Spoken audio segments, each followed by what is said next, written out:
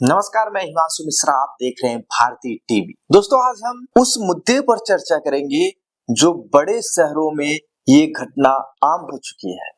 लोग एक क्राइम में फंस रहे हैं और ये ऑनलाइन सब कुछ हो रहा है, जिसका नाम साइबर क्राइम है। नोएडा और ग्रेटर नोएडा के बड़े बड़े रईस इस क्राइम में फंस रहे हैं, चाहे क्रिप्टो करेंसी हो या शादी के कार्ड के नाम पर हो या किसी भी तरीके के निवेश को लेकर व्हाट्सएप पर आया मैसेज हो। इन सब चक्करों में इस समय नोएडा का एक वर्ग बहुत बुरी तरीके से फंस रहा है। तो आइए आज इसी पर हम चर्चा करते हैं। आप लोग बने रहिएगा अंत तक। आइए आपको 4 बड़े क्राइम बताते हैं साइबर के, जो नोएडा में पिछले 15 दिन के अंदर हुए हैं, जो ग्रेटर नोएडा में पिछले 15 दिन के अंदर हुए हैं। देखिए, नोएडा के अंदर साइबर क्राइम इतना जबरदस्त अपनी मुट्ठी में नोएडा को लोगों को पकड़ लिया है कि आप सोच नहीं सकते। देखिए, आजकल नोएडा में जो रिटायर बुजुर्ग हैं, चाहे वो सेना के हो या चाहे प्राइवेट सेक्टर से रिटायर हो, उनको साइबर ठग इस समय बहुत बुरी तरीके से अपने जाल में फंसा कर रखे हुए हैं। आइए इन सब पे थोड़ा विस्तार से चर्चा करते हैं। आपको पहले हम बता देते हैं कि वो 4 क्राइम कौन कौन से हुए हैं नोएडा के अंदर पिछले 15 दिनों के अंदर। देखिए, आजकल आपके व्हाट्सएप पर मैसेज आ रहा है, मुबारक हो शादी का कार्ड। नोएडा में 5 साइबर ठगों ने शुरू किया है एक नया खेल।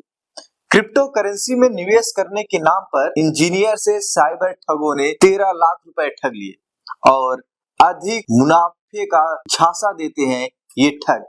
और वहीं बुजुर्ग साइबर ठगी का शिकार हुआ है। बिटकॉइन ट्रेडिंग में गंवाए हैं लाखों रुपए और बकाया बिल की धमकी दी गई है। व्हाट्सएप पर एपीके फाइल भेजी गई है। आईजीएल इंजीनियर को, मतलब आईजीएल कर्मचारी बनकर साइबर ठगों ने रिटायर्ड कर्नल से 30 लाख रुपए के करीब लूटे हैं।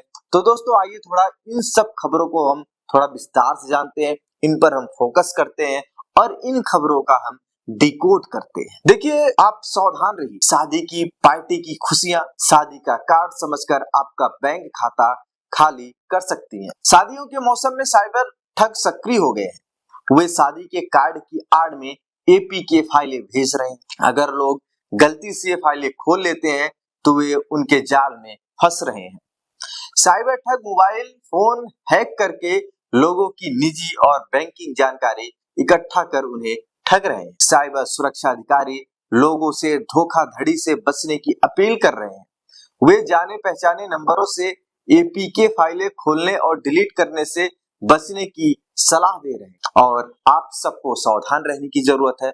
आपको लगातार अपने लोकल पर फोकस प्रोग्राम के तहत नोएडा के अंदर हर दिन आपको ऐसी खबर बता रहे हैं जो साइबर क्राइम से जुड़ी हुई हो, और हम आपको लगातार सचेत कर रहे हैं कि आप सावधान रहिए। जिन नंबरों को आप नहीं जानते, उन नंबरों से आई फाइलों को आप टच मत करिए। आइए आपको बताते हैं कि एपीके फाइल है क्या, जिससे इस समय साइबर ठग अपने जालों में लोगों को फंसा रहे हैं। देखिए, साइबर एक्सपर्ट समरपाल ने बताया कि एपीके फाइल एक फॉर्मेट है जिसका इस्तेमाल एंड्रॉइड ऑपरेटिंग सिस्टम पर मोबाइल ऐप्स इंस्टॉल करने और वितरित करने के लिए किया जाता है। इसमें ऐप इंस्टॉल करने के लिए जरूरी सभी फाइलें जैसे कोड, संसाधन आदि शामिल होते हैं। इसे एक जिप फाइल के रूप में पैक किया जाता है। जब हम इसको क्लिक करते हैं तो कुछ अलाउ और डिनाई का ऑप्शन आता है, तो लोग अधिकतर क्या करते हैं, अलाउ करते हैं। जब लोग अलाउ करते हैं तो उनके सारे इंफॉर्मेशन, जो एपीके फाइल जो ठग होते हैं जो भेजते हैं, उनके पास आपकी सारी इंफॉर्मेशन चली जाती है और आपको अपने जाल में फंसा लेते हैं। आपकी सारी जानकारी उनके पास पहुंच जाती है। अब पिछले 15 दिन के अंदर हुए साइबर क्राइम की दूसरी खबर पर हम फोकस करते हैं कि साइबर ठगों ने क्रिप्टो करेंसी में निवेश के नाम पर ग्रेटर नोएडा के रहने वाले एक इंजीनियर से क्रिप्टो करेंसी के नाम पर 13 लाख रुपए ठग लिए। कितने? 13 लाख रुपए ठगे हैं। ठगों ने टेलीग्राम मैसेज से संपर्क कर मुनाफा होने का झांसा दिया। मुनाफे समेत रकम नहीं निकलने पर पीड़ित को साइबर ठगी होने का एहसास हुआ। पीड़ित ने साइबर क्राइम थाने में मुकदमा दर्ज कराया है। पुलिस मामले में जांच कर रही है। वहीं ग्रेटर नोएडा के रहने वाले रवि मलिक इंजीनियर है। वह शेयर मार्केट में भी रुचि रखते हैं। 24 अगस्त को टेलीग्राम पर एक मैसेज आया था। ठग ने क्रिप्टो करेंसी में निवेश कर मोटा मुनाफा कमाने की योजना बताई थी। बातचीत करने पर ठग ने व्हाट्सएप ग्रुप से जोड़ दिया और फिर ठगों ने बिटकॉइन नाम की एक ऐप डाउनलोड कराई। रवि ने 1 सितंबर को 10,000 रुपए का निवेश कर दिया। कुछ समय में ही ऐप पर मुनाफा दिखने लगा और रवि खुश हो गया। रवि ने रकम निकालकर बैंक खाते में डाली तो वह क्लिक करते ही आ गई। रवि ने विश्वास कर रकम निवेश करने का और रकम निवेश करने का मन बनाया, मतलब मोटा रकम निवेश करने का रवि ने मन बनाया। फिर क्या था, जैसे जैसे ठग कहते जाते वैसे वैसे रवि करता जाता, क्योंकि उसको विश्वास हो गया था रकम तो आएगी ही। रवि ने 24 सितंबर तक 5 बार में 13 लाख रुपए ट्रांसफर कर दिए। पीड़ित ने रकम निकालने का प्रयास किया तो ठग ने यह कर दिया कि अगर आप 7.5 लाख रुपए जमा करेंगे तभी ये पैसा निकलेगा, नहीं तो नहीं निकलेगा। यह सुन रवि चौंक गए। उन्होंने रकम नहीं होने से मना कर दिया तो रवि के रकम नहीं होने पर ठगों ने संपर्क तोड़ दिया। रवि ने एनसीआरपी पोर्टल और साइबर क्राइम थाना पुलिस से शिकायत। 3 बैंक खातों में ट्रांसफर जो रकम है 3 बैंक खातों में ट्रांसफर कराई गई थी। रवि ने बताया कि ठगों ने ICICI यस व यूटीआई बैंक के खातों में रकम को ट्रांसफर कराया। अलग अलग खातों में रकम लेने पर ठगों ने बताया कि धनराशि के आधार पर ऐप से स्वयं ही खाते की जानकारी उपलब्ध होती है। साइबर क्राइम थाना प्रभारी रंजीत कुमार ने बताया कि पीड़ित की शिकायत पर मुकदमा दर्ज कर लिया गया है। ठगी में संलिप्त बैंक खातों की जानकारी जुटाई जा रही है। साइबर ठगों की पहचान और तलाश में टीम लगी हुई है। जल्द ही घटना का पर्दाफाश हो जाएगा। देखिए आपको करना क्या है। साइबर क्राइम के जो एडीसीपी हैं, साइबर सुरक्षा सव्या गोयल ने बताया कि ठग प्ले स्टोर से इतर फर्जी ऐप को डाउनलोड कराता। अगर कोई भी अनजान प्ले स्टोर से अलग ऐप डाउनलोड कराता है तो आपको सतर्क रहने की जरूरत है।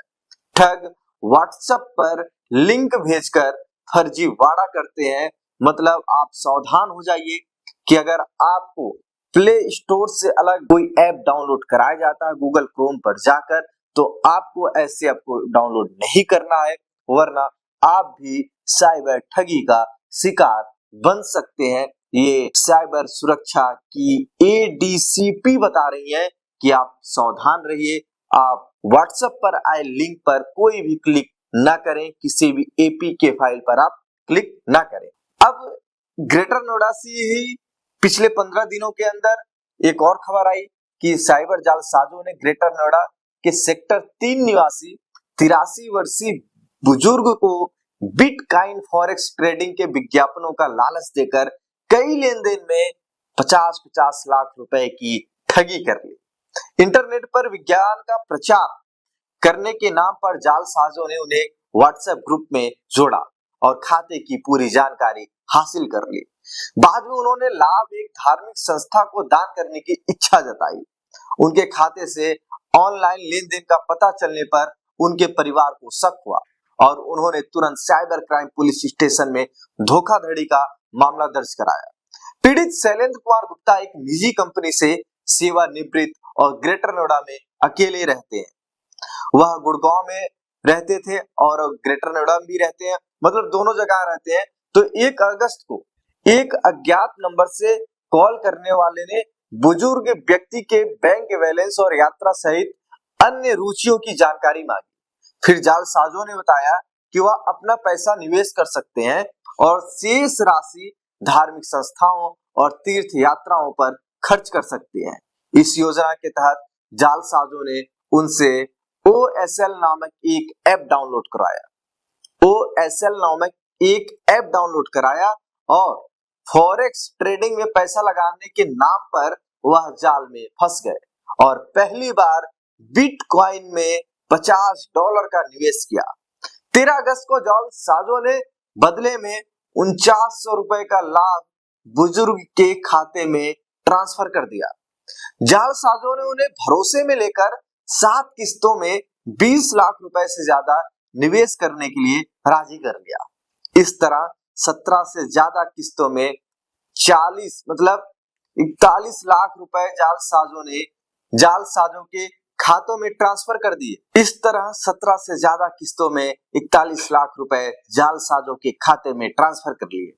उन्हें अपने निवेश पर बढ़ता मुनाफा दिखाई दिया। अक्टूबर में वह अपने परिवार के साथ बद्रीनाथ की तीर्थ यात्रा पर गए थे। तभी जालसाजों ने उनसे व्हाट्सएप पर संपर्क किया और तुरंत 10 लाख रुपए निवेश करने का दबाव बनाया। जब उनके खाते में पैसे नहीं थे तो उन्होंने म्यूचुअल फंड से 10 लाख रुपए का लोन लेकर जालसाजों को दे दिए। यह जानकर उनके परिवार के होश उड़ गए और बुजुर्ग को साइबर ठगी की जानकारी दी। बुजुर्ग की बेटी ने बताया कि उनके साथ धोखाधड़ी हो गया और बुजुर्ग की बेटी ने अपने पिता को बताया कि पापा ये तो आपके साथ धोखाधड़ी हो गया है। धोखेबाजों ने उनका ब्रेन वॉश करके उन्हें जाल में फंसाया था। एडीसीपी साइबर क्राइम ने बताया कि वे बुजुर्ग के खिलाफ धोखाधड़ी के मामले में जांच कर रहे हैं। धोखाधड़ी की रकम को फ्रीज कर लिया गया है और संबंधित बैंक अधिकारियों से संपर्क किया गया है। एडीसीपी साइबर क्राइम ने बताया कि आप सबको सावधान रहने की जरूरत है।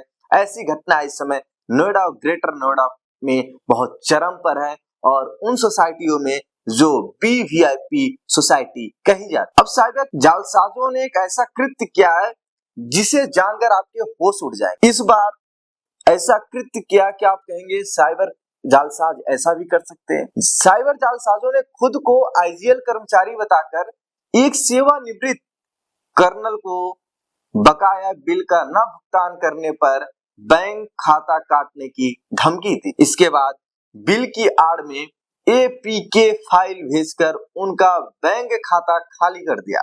जैसा कि साथियों मैं आपको शुरू से बता रहा हूं कि साइबर जालसाज इस समय APK फाइल भेज रहे हैं और जैसे ही आप क्लिक कर रहे हैं आपका पूरा बैंक खाता खाली हो जा रहा है। अगर आपके फोन में आपका क्रेडिट कार्ड, अगर आपके फोन पे पेटीएम किसी ऐप से लिंक है तो आपका क्रेडिट कार्ड पूरी तरीके से वो खाली कर दे रहे हैं। जालसाजों ने उनका मोबाइल फोन हैक कर कर्नल के 3 कार्डों का इस्तेमाल कर 30 लाख रुपए ट्रांसफर कर लिए। पीड़ित को तीसरे दिन मोबाइल पर मैसेज आने पर ठगी का पता चला।